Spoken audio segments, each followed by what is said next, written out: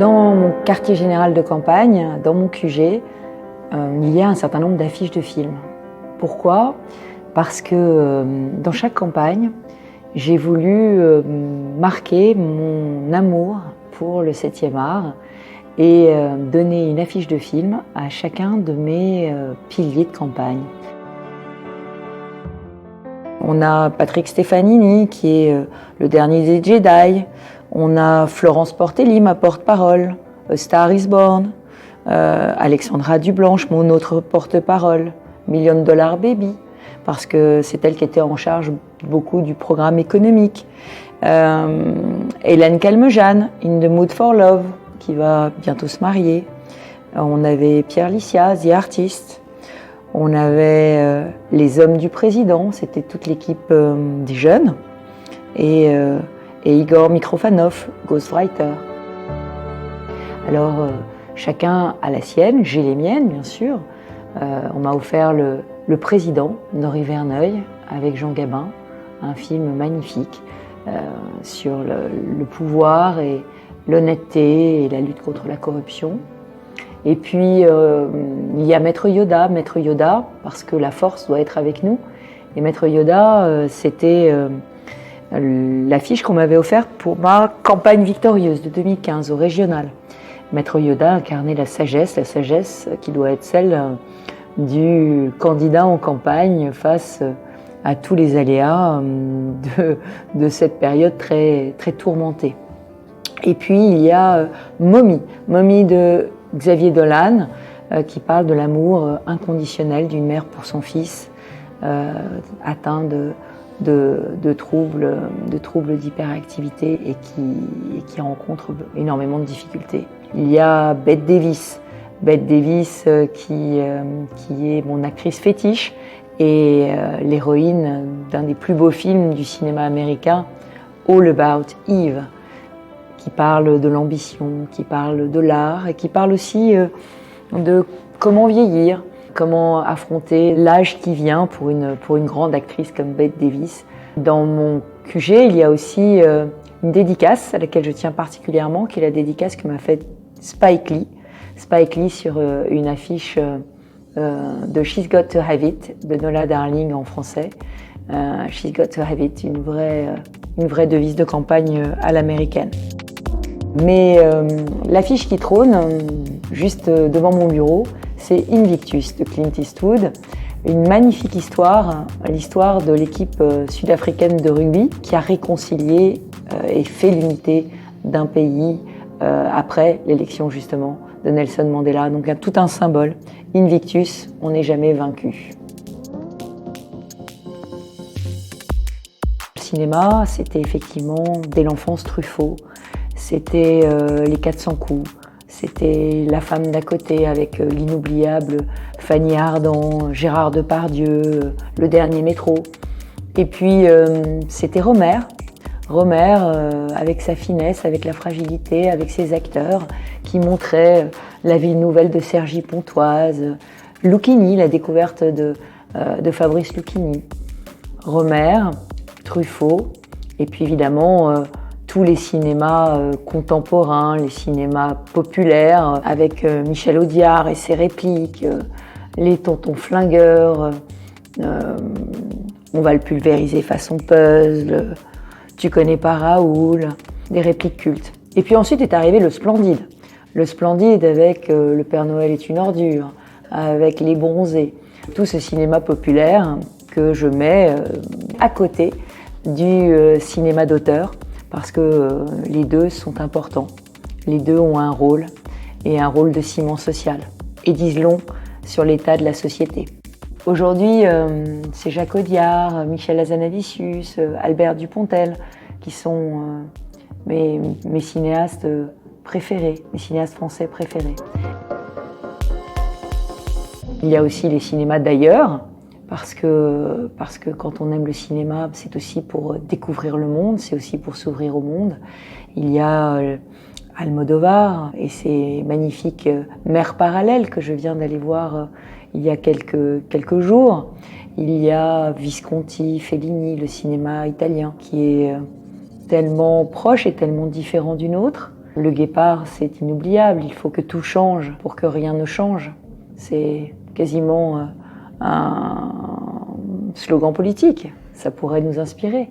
Il faut que le pays se réforme pour que la France reste elle-même au premier rang, reste unie.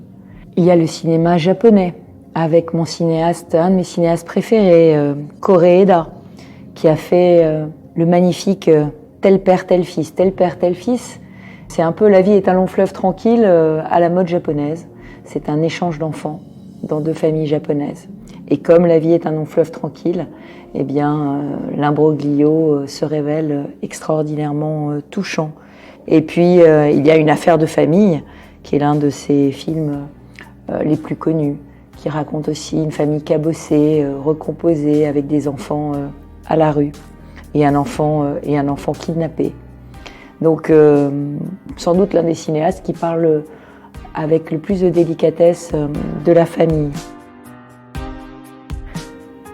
Bien sûr, en tant que cinévore, je me suis intéressée au monde des séries, parce que les séries sont incroyablement scénarisées. Il y en a des magnifiques françaises, bien évidemment, comme Le Bureau des légendes, comme Baron Noir, 10%, Vers légende, ou même Le Village français, mais aussi aux séries étrangères, The Crown, 24 heures, Borgen, donc des séries qui sont mais j'avoue que pour moi, rien ne remplace le cinéma. Le cinéma, c'est une profondeur qui est encore inégalée, et malgré le talent des scénaristes de séries, je crois qu'un très très grand film ne pourra pas être égalé par une très grande série.